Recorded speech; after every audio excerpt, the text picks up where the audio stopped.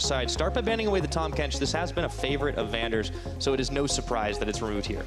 So Vitality, what we've seen a lot over the last few weeks for red side bans are usually the Zac, the Elise, and the Caitlyn. Caitlyn's still very strong, even after the minor nerf she did receive, largely because of her ability to siege and how oppressive she can still be in lane. So no real surprises if we do see that come out, but we are actually seeing a slight shift from both sides. The Cho'Gath ban now by Vitality to pair up along with that Zac, so some seriously crucial tanks removed from the pool as it goes back over to the Monkey's side. It's followed up by the Maokai. All right, well, no Cataclysms in this game, at least. Still could get the other half of that with the Jarvan. Yeah, two of the most popular tanks taken away right now. This could leave Sejuani open in terms of priority. Alternatively, the Caitlyn's still actually available because of the focus on banning away the Kalista. Bit of a risk there from the side of Vitality, but clearly they were expecting this. They're more than ready to have it come out. So now they're looking at answers. Things like the Sejuani rise very heavily in priority. Things like the Thresh as well. Very, very strong right now in the current meta. And there's the Braum locked in. And yeah, this Caitlyn was a straight up takeaway from Steelback. Yuki has actually not gotten his hands on it in this split. Very, very interesting. So now Vitality going for a very safe draft. Interesting. They don't care about the Sejuani at all. They have the Braum as a disengage tool. I think it was smart to take it away from the Caitlyn as well. Caitlyn Braum is a very oppressive laning phase. But Dreams, he has been known to bring out a few interesting supports. Things like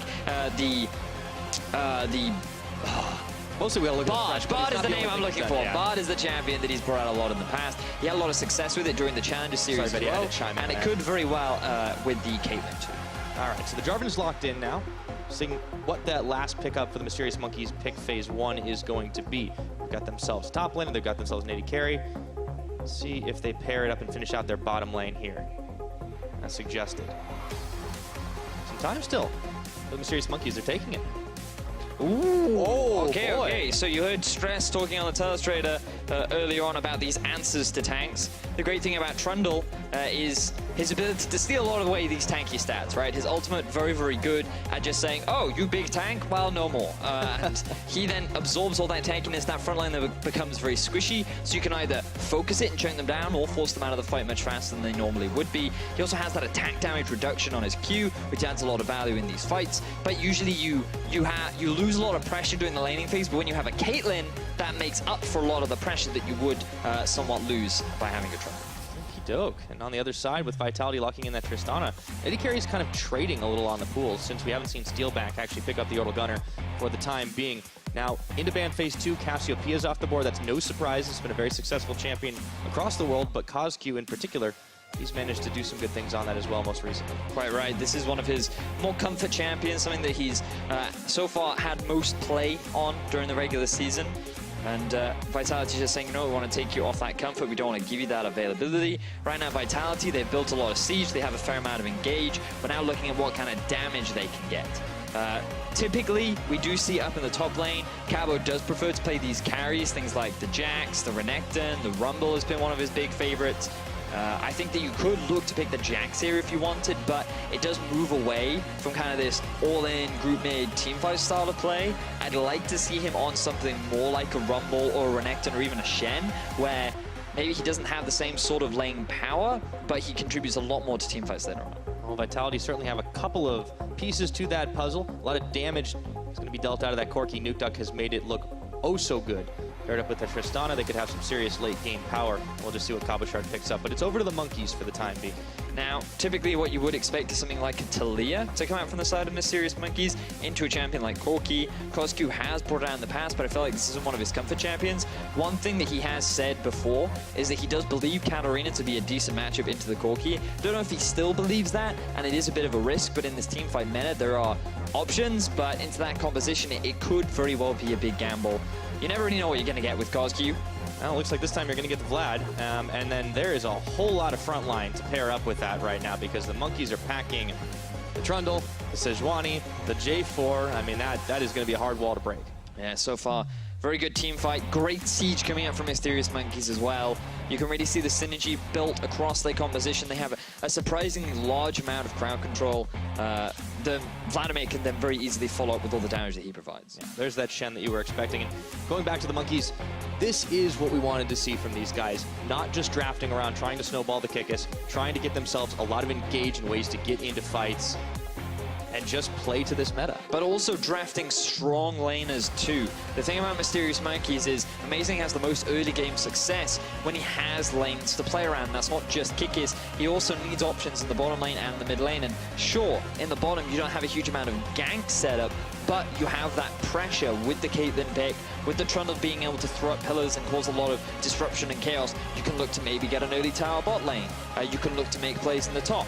Mid could be a little bit difficult, but on a Vladimir, you should still have that ability to push. So at the very least, Amazing can look for a bit of deep vision, look to try and make plays. And it's exciting to see Mysterious Monkeys make this shift, because I think they have a lot of great tools to try and force these fights.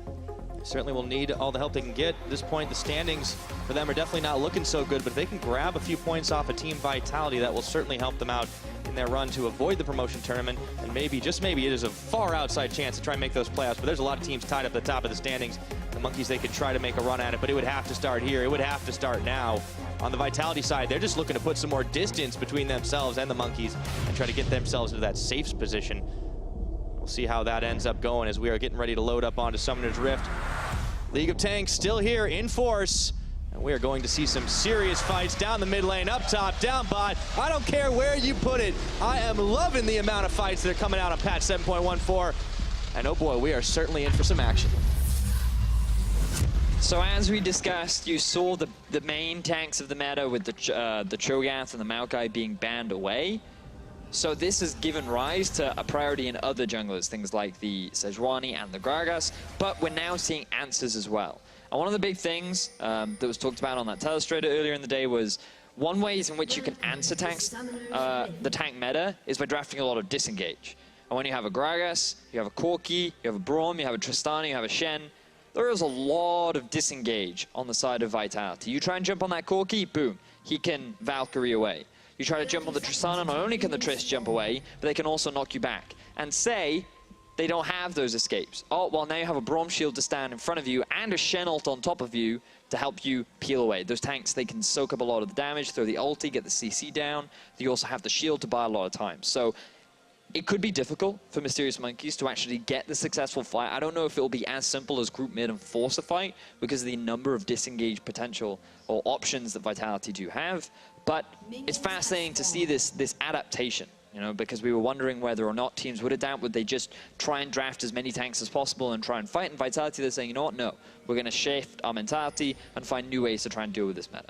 Yeah, seems like it should be fairly comfortable for this team as well to play disengaged style champions because they had been fight adverse for quite a long time in the history, honestly, of just this roster even. And we'll see if that ends up working out well for them as we kick things off. There is a pretty big leash on the red buff down on the bottom side with Yuki and Dreams helping out Amazing on that one, which means Steelback and Vander will be the first to arrive on the scene. So they will have a bit of priority in the lane. They should be able to zone both Yuki and Dreams off of the initial CS. If they can get the level advantage, that's a big gain for them, but Yuki's playing Caitlyn. So he has quite the range. He should be absolutely fine. He's going to be able to close this out. But usually what you expect in this bottom lane is Dreams can't really do a huge amount. Vander, once he hits level 2 or maybe even level 3, he has the ability to try and make a few plays happen, but the thing about a Trundle is every time you try to engage on him, boom, pillar comes up behind. You now longer can't really disengage. There's a trap to follow up as well. Things become a little bit more awkward if you try to all in on this lane. So the likelihood is we're just going to see a lot of farming down the bottom lane. Well, you know, to be honest, whenever I watch Steelback, that tends to be my expectation in all seriousness. Now, in the mid lane, that's a bit of a different story because Nukeduck wants to trade it out with CosQ early, and CosQ is more than happy to trade it back on for him, but I don't think they have the power to kill each other just yet. And of course, up top side, you never know what Kikis is going to do, but this is one of the more normal champions he has, of course, played, and that is what we wanted to see from them, allowing him to be an enabler of the team rather than the main hard carry. I mean, you can still carry. As a side lane threat, you still have a lot of power on the Jarvan later on into the game, and you can still look to be as aggressive as you want during the laning phase, right? It's really difficult for the Shen to trade back onto you, largely just because Jarvan always has a lot of shove. The wave is always going in his favor because of the amount of wave clear his Q has, which means that every time the Shen tries to trade onto you, you're not just trading into the Jarvan, you're also trading into minions while your armor is being reduced. So it's a little rough for the Shen. You just kind of have to suck it up for as long as you can. Once you get some tanky items, sure, later on you won't deal with the push, but you'll be able to hold out on your own. Now we see a double gank, both in top side and bot side. All right, checking in top. Here comes Amazing with them double buffs on. Looking for Cabochard, who gets the taunt off. Amazing tanking up everything as he flashes, and Arctic assaults away. Kikis has to tank it through. Abort gank. And Joko doesn't even bother. Very clean play there from Cabo. Taunting onto Amazing first, knowing that he had the tower aggro. Amazing, he just kind of had to stand there with very few options available to him. And that means that he has to cost his flash. Cabo, he walks away with his life and he survives that early play, which is a very big deal for the side of Vitality. Making sure that you have that level 6 to try and make a play. And it also gives Joko a bit of freedom to invade in the bottom side. Yep, goes down. Looks to take himself away some Krugs, but yeah, misfire for Mysterious Monkeys. And it's something that we still have seen from this team, even with the veteran presence of Kikis and Amazing coming in. Not always the cleanest execution. That involved the two of them.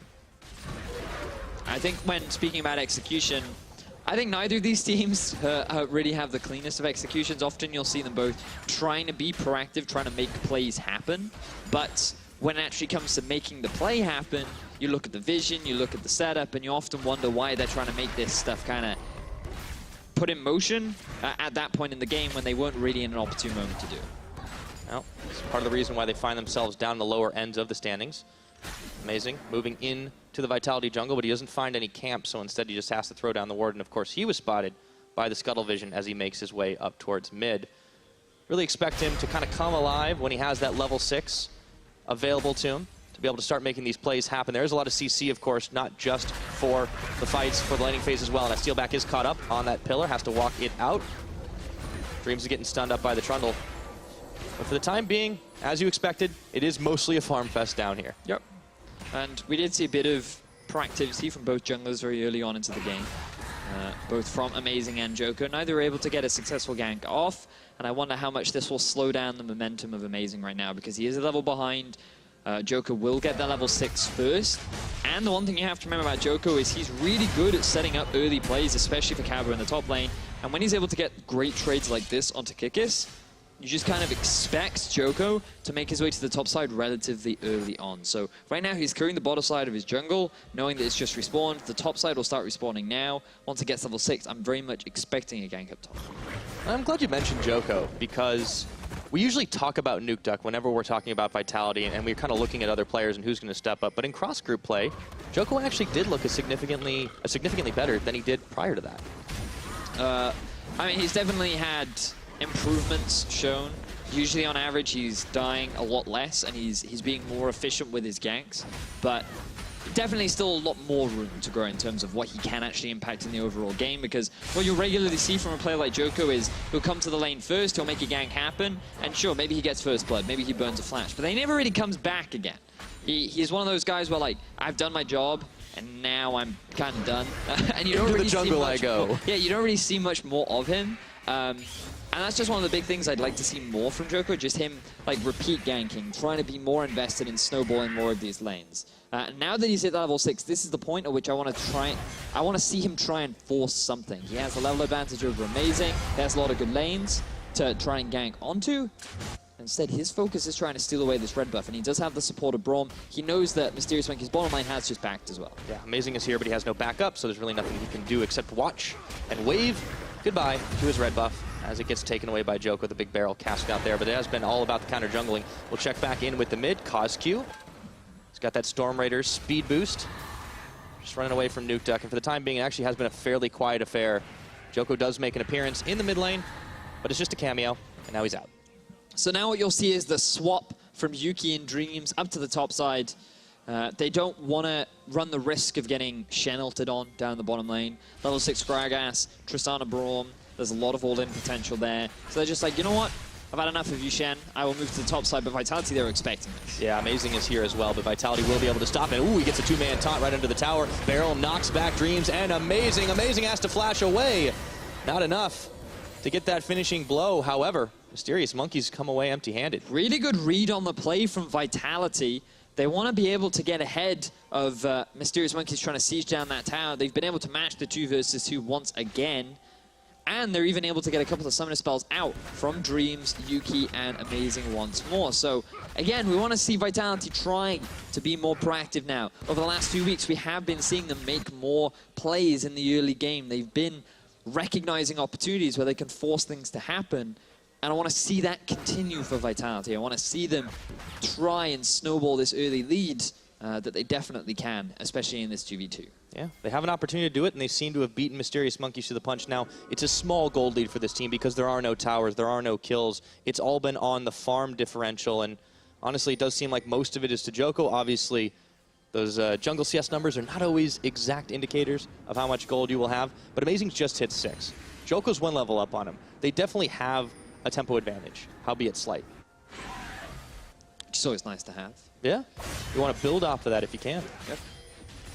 They've been able to stop Mysterious Monkeys cold for the most part, but it is a slower game. You expect more, normally, when you have 2 lower-end teams, because when you think of, like, NIP versus Rocket, you think, oh, well, they're going to kill each other a lot. But when you have League of Tanks, the game generally slows down a little bit more. You also have 2 bottom lanes that don't really have loads of ways to try and make plays happen. I just want to see a channel now from Vitality. Try and make something happen. Let's have a fiesta. Let's have a party. Let's boogie. Yeah. You know, but where is the party's going to be, right? Like, yeah. you always Well, need bot an lane, address. top lane. You know, the 2v2. The 2v2 is where it should happen. Have the Braum jump in, ulti up onto the Trundle. He's got no summoner spells. Shen just push out the lane. A lot of opportunities here. A lot of good places to make plays. Yeah, but looks like they're going down towards the bottom side. Kikis is inside the pit with Cabochard.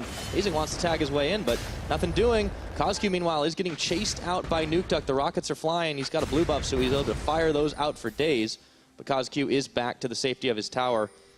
And for Kozq, I mean, Mysterious Monkeys, along with him, have kind of looked a little bit better in the cross group, but I'm not really sure how much it says, considering this was really right when Amazing and Kikis joined that they started to look better. Yeah, I completely agree with you. Since the arrival of Amazing and Kikis, the team has been on an upward trend. They joined at the very beginning of cross-group play, and you can see that at the very least they started winning more. Their early game deficits was not as severe, and sure, they're still not a strong team relative to everyone else in their group. They're still at the bottom, but that improvement is important, and especially with things like the promotion tournament coming up and while there's still possibilities of them getting into the safe zone, improvement is going to be ever more important as we move forward. But they need to be able to do it up against Vitality, which is a team that, without making any roster changes, have also shown some improvement in the cross group. Just like Monkeys, they've cut down their deficits. They're still having them. But generally speaking, as you said, they've looked for and punished more opportunities than they did previously. And you have to give credit to Yamato Cannon, the man that says that we build from the foundation up. We heard some of the players talk about on social media how they kind of had to relearn the game in a way, playing with a new team, playing in a new environment. They had to learn to work together initially in the foundations, and we have been seeing that week to week, and you can see that in some of the stats as well. So it's great to see growth through amongst teams. The question is, can they grow enough to stay in the LCS for another split? That is the question, because realistically, this is a battle for who is going to get themselves into the safer space, because Mysterious Monkeys can't even close the gap with a 2-0 win because of the game differential, but they can make a pretty big statement, and because the field is fairly even at the top there, maybe they can start pushing forward and looking to try and take a few points, take a few games off the other teams in Group B, but it is so far and away. You have to be able to start by beating Vitality. And Vitality just want to separate themselves from the Monkeys and get in the nice safe zone. Yeah, they certainly do. Now, we do see Kozq in the mid. He's going on to Nuke Duck. Sure if he wanted that one. Oh, there's the pool down as he throws a Hemo Plague as well. Joko and Nuke Duck backing away. Dreams with the pillar. There will be no further aggression, though, but you see the team starting to get a little antsy for it in the meantime. See, this makes me Riftherald's picked up by Vitality. This makes me a little sad, Pyra, because now... Dreams' flash was down. His exhaust was down. Yuki's heal was down. Amazing's flash was down, and Vitality have done nothing with it. They've done absolutely zero. They've just maintained standard lanes. They haven't tried to force any plays, and that's not necessarily a bad thing because they still scale very well. You have Tristan, you have Corki, but so does the Vladimir and the Caitlyn. And when you think about ease of engage, Mysterious Monkeys definitely have the easier engage tools with the Sejuani and the Jarvan. And I would just be a little bit concerned if I was Vitality, given that I have yet to make a successful Shen play, and we haven't really been able to successfully punish the mistakes made by Mysterious Monkeys very early on into the game. Vedius, I know Vitality can be vexing to view sometimes. Verily, they seem a little vapid, vegetative. It makes them vulnerable, really, right? We need to see a more vivacious and versatile team if they want to take vengeance on the Mysterious Monkeys and claim victory. Yes. Good use of the letter V there, Pyro. Yeah. You guess which movie I watched last night? V for Vendetta. Yeah. Oh, great. That's a great movie. It's got me in the mood. I don't know. Something about it. Ah, you put a lot of effort into that. Well done. Thanks, man. It also happened to work with Vedius. Oh, yeah, you didn't throw my name. Oh, you did at the beginning. Start, yeah. You weren't listening. Yeah, no, I missed the beginning. I was like, how many V's can he fit in this thing? Actually, I think I had like 3 more I could have gone with, but that's okay. Back into this one. It's actually a much closer gold game than it was. Obviously, 500 is not a huge difference. When they don't kill each other, that's usually what happens. I am really surprised that we haven't actually seen them going at each other at all. Yes, I agree. I feel like Vitality had loads of options to kill Mysterious Monkeys. Said they go, nah, we're good, we're farm, we're fine. But Trinity Force done, now in the middle lane. Cinderholt completed for both junglers. BF Sword on the card for Steelback and Nuki. Yeah. The Trinity Force for Nukeduck, right? Like, that's the big thing here, because obviously it's not the only Corki power spike. He gets really big into the later stages of the game, but this is where the old Corki power spike was, and now here we go, they're killing each other. Vander, he gets locked up. They can't chase him in time. The Glacial Fissure was there. Ace in the hole is going to get blocked. The barrel is going to knock Kozku even further forward, and that's going to be first blood. 15 minutes in. It's Kozku that gets it, but Nukeduck's on tower duty. Wow.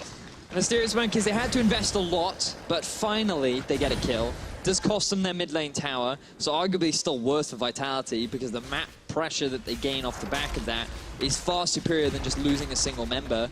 And bear in mind, sure, Mysterious Monkeys, they can answer with a tower up in the top lane, but there's a Rift Herald on its way bot. That tier 1 in the bottom lane is going to fall as well. And the bottom lane of Mysterious Monkeys still hasn't responded yet, so there's going to be a big tempo advantage going in favor of Vitality, which means that not the best utilization of the Rift Herald. They probably wanted to take that down a little faster. Regardless, great plays or great answers coming out from the side of Vitality. And now we're starting to see them open up, and both sides of the Rift right now are having a little bit more action to show for it, even with only the 1 kill on the board. Gold Lead's starting to go in favor of Vitality because of that advantage they have 2-1 in towers. Let's take a look at the fight that started it all. So, you can see here, Dreams trying to use his pillar, but the annoying thing about Braum is he can just dash over it. With a great ult, he buys a lot of time. And this is why Mysterious Monkeys are like, all our CC is extremely far away, Kikis is forced to flash. Yes, we're able to get the kill, but Vitality, they realize, you know, we don't need to waste the Shen ulti, we don't need to use the Corki roam, we can just trade his life for a couple of towers. And sure, that sucks for Vander. Let's see if Mysterious Monkeys can try and force another play. They cannot. Has been now confirmed. Well, guess we'll have to go back to the drawing board, wait for a little while. Vander has been kind of held out on a line there, and clearly that was what Vitality thought was going to be worth. As the Unbreakable on once again, Trindle Pillar comes up just to try and slow down Joko. And the plot to push mid is foiled. And now Vitality, they're spreading out across the map. Nukeduck moving to the top lane. He finds Kozku. That's a lot of damage, forcing the flash and the blast cone. He's following through with the Valkyrie right now. That's going to be another one. And here comes the Shen. Cabochard coming in for a party. Pulls on. Nukeduck tanking tower, but Cabochard stays on top of him, and Joko makes sure to come in and get the death blow. So Vitality finally used that Shen ultimate to make a play on the top side. They'll be able to get their third and final outer tower. And this is more of the proactivity that we wanted to be seeing from Vitality, utilizing the 1-3-1, spreading apart Mysterious Monkeys, and getting a kill down onto the Vladimir.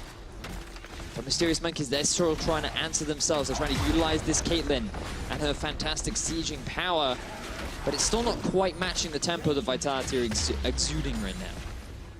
But the fact that they lost one, they still managed to get a mid tower, like, is this just a big mistake for Kozku to get caught out here without seeing them coming? He wanted to roam to top lane, and he just took a bit of a greedy path going through the river rather than going through the lane. The thing is, this dive could potentially happen anyway, especially with Joko already on his way up, but it was made even easier when they were able to chunk Kozku so exceptionally low beforehand. If you're taking the safer route, had all of his health, had all of his abilities and summoner spells and everything, that becomes a much harder dive to execute.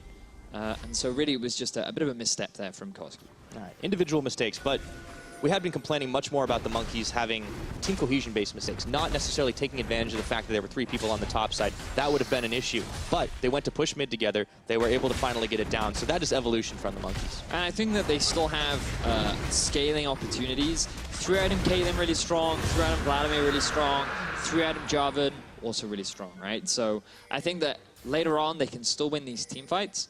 The responsibility is now on Vitality to keep playing on these side lanes, utilizing the Shen ult to try and find picks.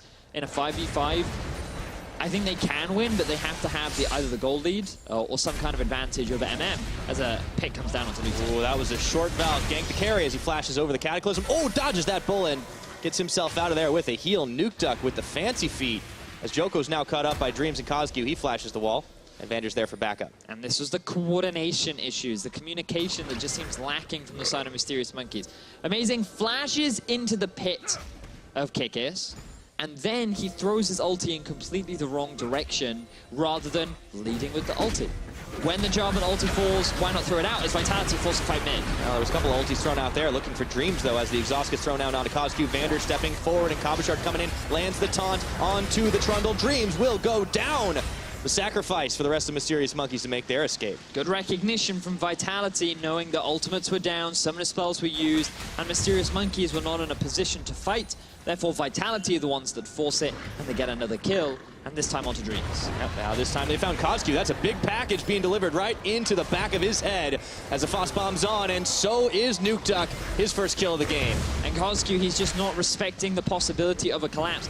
This time, he tried to take a different route through his own jungle, thinking he would be safer, but that did not work out the way he wanted. He didn't realize that Vitality, with the numbers advantage, felt confident to try and invade, get a bit of deep vision down, and were able to get that pick onto Kozgu. So he's now 1 and 2. And while we praised him for having one of his better weeks, right now things are not looking good for him. So this is where we see Vitality, again, just recognizing, oh, there's only 3-4 members mid. We know they don't have any ultis. We already saw amazing misses. So even if he shows up, what's he going to do? And the answer is, well, very little. And Dreams continues to die, as he so often does. Yep. So unfortunately, Dreams, not much he could have done there. And well, he could have not over-pushed in the lane. oh, okay. I mean, that goes back a few steps, right? At this point, you've already lost the chess match. That's very true. Yeah. You are not wrong, though. If you make no mistakes, you will probably not die. I don't know about that. Can you prove me wrong?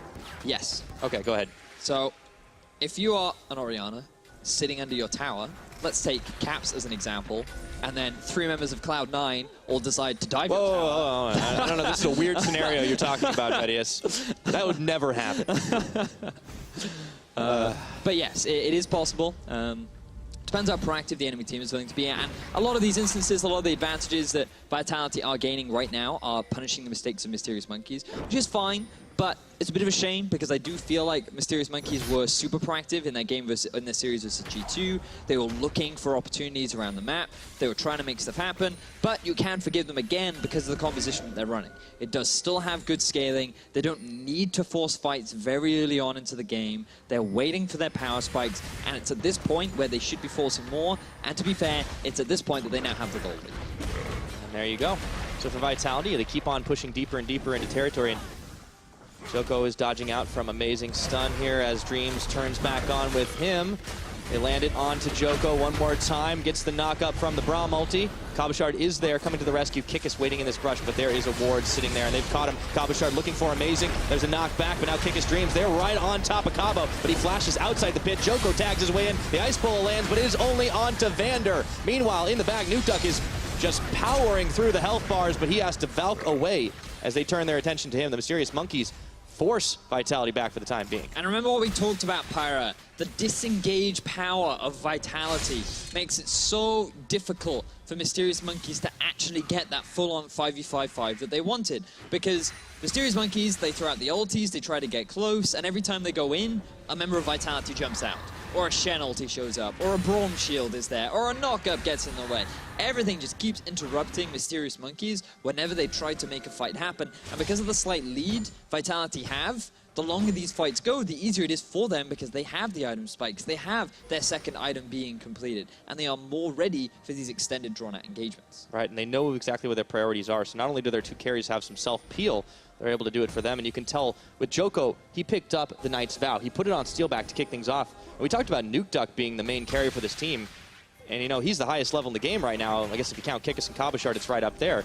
But Steelback is the one that he decided to throw it on, so clearly they're trying to branch out a little bit in who they want to look after. Well, they know Nuke, the superstar, the Norwegian amazing mid. I don't know where I was going with that. Amazing's on the other team. They can rely on him, but they need to make sure that Steelback is safe. They want to make sure that their DPS, their their hyper carry is able to survive through these fights. And for the time being, what we could very well see is a second Knight's Vow coming out from Vanda and put that on top of Nuke Duck, so then everyone gets one. Yeah.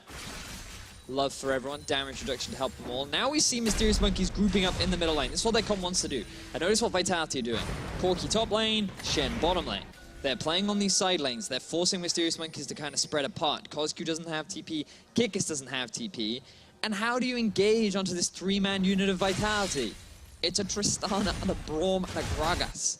Every time you try to make a fight happen, boom, you're going to lose one of your side lane turrets. And I feel like Vitality are playing the map very, very well right now. Yeah, slippery. As long as they don't get caught up themselves, there are a lot of engaged tools and a lot of CC on the Mysterious Monkey side, but it's really difficult when those side lanes keep getting pushed in. They dragged Kozq down to the bottom to try and push against Cabochard. We might be in for a skirmish here. It's amazing. He has to Arctic Assault right over that wall into the Raptor Pit. Gatling gun on the package as well for Nuke Duck. Vitality are ready to tangle if they need to. Looking for Kikis now. He's got a flag and drag out. Forcing Mysterious Monkeys just to use some of their escape tools themselves, and now Nuke Duck coming in, looking for Dreams. The exhaust gets used to dissuade any further aggression. That's a lot of poke damage on the side of Mysterious Monkeys. And it's so difficult for them because they're just trying to force a fight, but Vitality are not letting them. They're playing very well on the side lanes. They know that right now top is slow pushing, so they can just make a quick rotation around to this straight. Vitality, though, they are getting collapsed on. Yeah. They do get themselves the Dragon. Let's see if they can get out alive.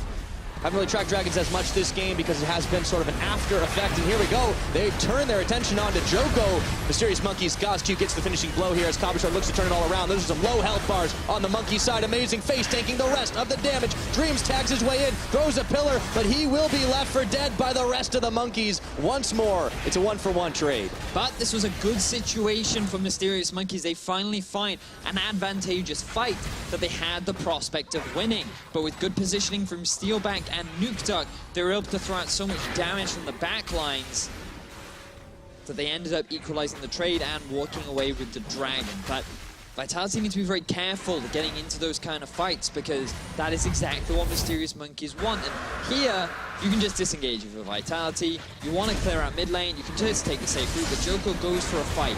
And I feel like we're also seeing communication issues from Vitality because they don't seem fully joined in what they want to do. Some want to disengage, some want to commit. And that's why you see this fight be a little haphazard once they realize that they're actually winning the fight because there are a lot of low health members on the side of Mysterious Monkeys. They want to commit and they're able to get themselves a return kill. But could have gone horribly wrong. If that Caitlyn had a third item, Mysterious Monkeys may have swung that fight much heavily in their favor. That could have happened, and now, as the timer ticks, that'll be soon to follow. We're 26 minutes into this game. It's still a slim gold lead, with Vitality only having 3,000 over their opponents. But obviously, you got to be careful when you try to greed for those Dragons. They haven't been the most valuable apart from just trying to sustain up. A lot of Ocean Drakes in this game. Number 3 will be the next one to spawn. But they've got Nuke Duck still sitting on the side lane. They've got Cabochard on the opposite end. Vitality just keep dragging the Monkeys out. Fascinating that Kozq would go for Luden's Echo second. Usually you'd go Luden's Echo if you want a bit of extra move speed, which is understandable, I'll gladly admit. But also if you just want a slightly earlier power spike rather than something like the Death Cap or the Liandry's for tanks. Personally, I feel like a Zhonya's would have made a lot more sense given that when you're a Vladimir and you want to get in the thick of the fight, being able to just buy that time is extremely valuable. But let's see how he can do with that additional bit of burst as we see both teams grouping up a little bit in the middle lane. Yeah, the move speed's not exactly helped him. He's been collapsed on by the rest of Vitality for the most part. Barrel comes out and knocks Amazing into the wall as Dreams on the front line, throws another pillar. Nuke Duck is on the front line himself. Oh, nice dodge out of the Ice Bola of Amazing. He has not been able to hit those on as many targets as he would like this game. Once more, Nuke Duck, he is stepping forward, stepping back exactly when he needs to. And Vitality, they know that they burned some key ultimates. They can keep on moving. Now Mysterious Monkeys, they are being forced back. You can see even though Vitality feel confident in trying to force these fights, they don't want a hard commit just yet. Nuke Duck hitting his 3-item spike feels very, very strong, feels very ready. But again, trying to commit is very risky. They found a pick on a Dreams. There we go. Once again, Steelback is the one who manages to get that last hit. And Dreams continues to add to that death tally. Being on that front line is dangerous work. And with 28 minutes on the clock, Baron's a very real possibility, but it's a 5v4 situation. Well, Vitality have the Shen as well. They have full vision control over this area of the map. They're not going to start it just yet. Mysterious Monkeys, they're going to face check. No available blue trinkets on the Mysterious Monkey side. And Nuke Duck, he's the one coming out of the brushes. Amazing, and Kozku trying to run away. The Glacial Fissure is going to come up. It knocks Amazing as Kozku had the pool on, but Vitality have collapsed around, and Cabochard will land that last hit. And now they're on to the Baron for real. And you just have to wonder what was going on in the minds of Mysterious Monkeys. They knew that Vitality hadn't quite started the Baron yet, but once they lost vision, they didn't feel comfortable. They wanted to get close. They wanted to just spot over the wall. Maybe they go for a steal, but where was the TP from Kikis? Where was the collapse from Yuki? Where was the coordination with them to properly set up to try and contest that Baron? Well, it just wasn't there, and Vitality, they punish, they get the Baron, and now they're in the prime position to take this game. This is the same problem we've been talking about for the Mysterious Monkeys. For the improvements that they have shown, coming in with a few veterans into the cross-group play, there's still this lack of cohesion. They're not always making the right decisions. When they sacrifice something on one side of the map, they don't always get something on the other side. This time, Kikis got some towers, but come on, that's not worth the Baron. Yeah. It's one of the big things about Mysterious Monkeys, where whenever they try to make a play happen, usually they always lose something a lot more for it. We saw it with the First Blood. They ended up losing 2 towers. We saw it with Kozku trying to defend the tower. He ends up losing his life, and they end up losing another tower. It's one of those situations where I feel like they don't properly think things through. They don't properly respect the unknown variables that could occur, and that results in Vitality consistently punishing them, recognizing these windows and trying to take advantage of it. And while they didn't do that a great deal very early on, I feel like that they've played this disengage comp extremely well. They've avoided a lot of the hard engage from Mysterious Monkeys, and while Joko has taken a few risks in some of his engages, for the most part, Vitality have not taken any really bad fights that would have lost in the game. Yeah, and even when they do get caught, once again, you can see it right there. Joko, he's able to body slam away. Such a slippery team that Vitality had drafted for themselves. And honestly, I think this has got to be confounding to the Monkeys to try and deal with. Amazing gets found out by Joko. He gets a stun off. Let's see if they can take him down. No, he has the dash back up and available. Throws a barrel for a parting shot. And once again, we are back to the 1-3-1. And we thought it was dead. We thought it was old news. Not this time. We thought it was like the dab. It's back done from and dusted. Yeah, it's back from the dead. Does that mean the dab is back too? I am not going to comment on that. I'm not qualified.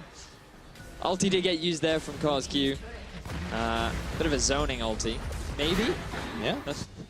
Either way, they lose the top tower. Do Vlad have zoning ultis? Sure. I mean, if they miss, is that a zoning ult? Maybe? If people dodge, right? You're right, exactly. Okay. Well, he created a space bubble at the very least. No one wants to get anywhere near the Hemoplague. Joko, you can see if he can come in to make the big play. Barrel is up and available. See the stun out. Oh, the barrel does not land exactly where they wanted to, and now Kikis is looking to come in himself. Amazing. Still taking a lot of damage. Here comes Cabochard for the collapse, and all of a sudden it's a melee in the mid lane. But nobody wants to full commit. There's the pillar. Once again, even when they throw it up, it's just a poke battle. Which is funny, because that pillar is pretty pointy. Hey. But Cabo now trying to utilize his Baron buff from the bottom side. Now it got Yuki. There we go. Knock up onto Dreams. In comes Joko. Steal back with the finishing blow once again. And the Shen is arriving. This tower is open up and free, but the ulti on Shen gets interrupted by Kikis. Doesn't matter. Vitality have more than enough damage to finish off that inner. Dreams dies once more, maintains his average of 4 deaths per game. Vitality get the tower. Now they've got their eyes on Kikis. Yeah, okay. Dodge, forces the flag and drag, and now they turn their attention once again to another inner, so Vitality will be able to knock down tower number 6. Extending that gold lead now to about 7,000 ahead of Mysterious Monkeys. And the waves are pushing in all lanes, so Kozku, he's going to be on wave clear duty for a bit. And we wanted to see more coordination from Mysterious Monkeys. We wanted to see them draft these kind of more all-in engage compositions. But Vitality, they found an answer. They found ways of being able to play around this hard engage style, and they've executed this 1-3-1 composition beautifully. They didn't try too hard to force too many risky plays early on. And we can see now the fruits of their labor. They are so strong. They can utilize the fact that they have a pushing wave top, they have a Shen ulti bot, and it's extremely easy to dive and poke out those champions that just ever so slightly overextend. Level 18 Nuke Duck, 4 items built. This Corki is pretty strong right now. Oh yeah, he hurts. And this was with Monkeys having strong lanes, as he talked about in the pick and ban phase. And they tried to make some plays early, but I just feel like Vitality just knew exactly what they were doing from the get-go. And it is too bad for the Monkeys as they're going to try for a desperation play, looking for steal back, and oh, he gets healed up, and he's able to get a big knockback to finish off Kozq. The damage is nearly gone now, and Kikus is trying to be the hero, but it's a double kill for the Tristana as Nukeduck on the front line, throwing rockets at Yuki, flashes over, intercepted by Dreams. He says, that's fine, I'll go right through you too. And now Vitality are in the Monkeys' base. Mysterious Monkeys tried to make a play happen, but Vitality did not falter. They kept their AD carry alive, and they're looking to siege onto the base of Mysterious Monkeys. 33 minutes in, it looks like this could be the end game in number one. They're going to get a knock up and a knock aside as Yuki has to net his way back towards the line of minions, looking for Joko. The Ice Bullet comes out, but that is going to be just a distraction as the Nexus turrets are what Vitality are looking for as they land the taunt on to Amazing. See if they can get him down. No, he's going to flash away close to Fountain, but can he even get back in time? All the damage is not stopping, and Vitality will be able to finish out the second Nexus turret and just go for the Nexus. They don't even need to take this fight, but they're going to pad those stats, baby, as Steelback gets a dominating kill to close out this game. Vitality 1-0. And you can see the happy face of Yamato. He knows that the team played very well. They drafted an excellent composition. My only criticism would have been I'd like to see them use that Shen ulti a little more in the early game. I think they could have snowballed their lead a little bit more, but they wanted to play it slow, they wanted to take it safe, and it worked out in the end. Some fantastic team play around the latter half of that game, too, from Team Vitality. It wasn't just pile everything behind Nukeduck. He got in the front line, and he killed a lot of people, but it seemed like they didn't exactly need that all the time. They had plenty of other tools in their arsenal. Yeah, I think that they played around the side lanes extremely well. I think that Joko needed to be a little bit more careful with some of the engages that he went for. There was a few risky ones that could have ended in disaster. He did follow your advice, though. He tried to move around the map a little bit earlier. He did. So he didn't just disappear into the jungle like some kind of hermit. That's very fair, and I think that I was a little bit worried in their draft, giving away a Caitlyn, going for an early prioritization on the Gragas rather than the Sejuani, but I think it all worked out for them very nicely. I think the Tristana was a great answer. I think it held its lane very fine, and I also think that it's very difficult to punish a lane hard when you pair a Caitlyn up with a Trundle. So they couldn't really snowball that lead down the bottom lane. The best you could do is kind of push, and Tristana Braum kind of matched that. So I think that the Trundle pick was not optimal, but you can see Mysterious Monkeys, they still feel vitalized, they still feel ready, and I think that coming into game two, they'll have a few new answers ready to bring to Vitality. Yes, indeed, but Vitality for the time being are vindicated as they kicked off the series with a win. Let's check in with Shox and Deficio for more. Thank you very much, Pyra. And as Verius said, Dreams did go for that. Trundle pointed out as one of the counters to kind of the tank meta. We did highlight Dreams at the beginning of the show. Not a exceptional performance, but we like that they tried something in draft. So when we talk about tank meta, how much of it was in both teams and how many possible counters did we see? I mean, there's a lot of tanks in this one. No surprise, obviously. I was a little bit surprised about like the Shin pick maybe coming in, but it is still a tank that works in this meta if you can actually utilize his ulti, which we did see them do a few times in the early game. The Trundle one, as Vedi has kind of pointed out here, love the pick itself. Didn't really like the combination of Caitlyn and Trundle. Because if you pick Caitlyn, like you first pick Caitlyn, you invest the first pick into her to win laning phase, to like really start pressuring the enemy tower. Trundle is not the support you want with you then. So I think Trundle is actually much better with some of these AD carries, maybe like a Tristana, who just wants to get out of laning phase and actually then into team fights where Trundle shines. Caitlyn, you need a stronger laning support with her, in my opinion, to really utilize her as a first pick. I can agree, and I guess we can think that the Mysterious Monkeys were thinking ahead. They were thinking when it comes to those full team fights, then our Trundle will really work out. So why do you think it didn't come to those brawls? We barely saw any fights, actually. Yeah, I mean, whenever we had these small fights here, I call it a small fight because only one or two guys will die. Yeah. I think one of the massive problems here for Mysterious Monkeys was that, first of all, Vitality knew how to play the fights. Because they had like Nukeduck on Corgi and Steelback on Tristana, so two range AD carries sitting in the back who is happy, just never moving forward, just always hitting who's in front of them. And every single fight was Vitality killing the first guy in front of them. Mysterious Monkeys, on the other hand, if you look at the items in this replay right here, you notice there's no Talisman, there's no Righteous Glory, there's nothing right now in their comp that buffs up movement speed. So when you have a Vladimir as an example, who's not happy just hitting the front line, he wants to hit the back line. And you have nothing that buffs up his movement speed even more, except for, you know, whenever he has his Ghost ready. I think that is already an issue, and actually made it really hard for Mysterious Monkeys to ever reach the back line. compare that, or paired with the fact that Monkeys spend most of the game going mid lane, waving at Vitality in the mid That's lane. supposed to be the idea. It is supposed to be the idea, but you are also supposed to actually, like, try and push forward, get a bit of deep vision, maybe set up a flank TP with your Java and set up a flank engage with your Sejuani, and not just like run straight at each other. Because then the team with the stronger backline, aka Vitality, will win every fight. And not just stronger backline. They did seem to play a bit of macro during the game. They Definitely. tried to get Corki into the side lane and this and that, so that maybe also balanced it out to the Sure. side of Vitality. I think it's very, very good point and very fair to highlight that Vitality did their job. Yeah. They're like, you know what, we're going to win fights as long as you run straight at us and you have no way to kind of Well, they were reach the proactive. I carries. saw Corki Exactly. several times Valkyrieing in instead of out of the fight. Nuke Dog was in the side lane, and the game was slow because of Mysterious Monkeys, not because of Vitality doing something wrong. They actually did their job. They're like basically happy that the Monkeys were just doing the same thing for the first like 25 minutes that gave Vitality a lead and the Baron. It did, and I walk away with quite a good feeling about Vitality. They looked calm and composed, and they close out game 1, and they are looking to strengthen their position in Group B. We'll see if they can close it out when we return. Fissure was there. AC in the hole is going to get blocked. The barrel is going to knock Kozku even further forward, and that's going to be first blood. Kozku trying to run away. The Glacial Fissure is going to come up. It knocks amazing as Kozku had the pool on, but Vitality have collapsed around, and Kabashar will land that last hit. Run. Oh, baby. Oh, baby. Nice flush. And just go for the Nexus. They don't even need to take this fight, but they're going to pad those stats, baby, as Steelback gets a dominating kill to close out this game. Vitality 1-0.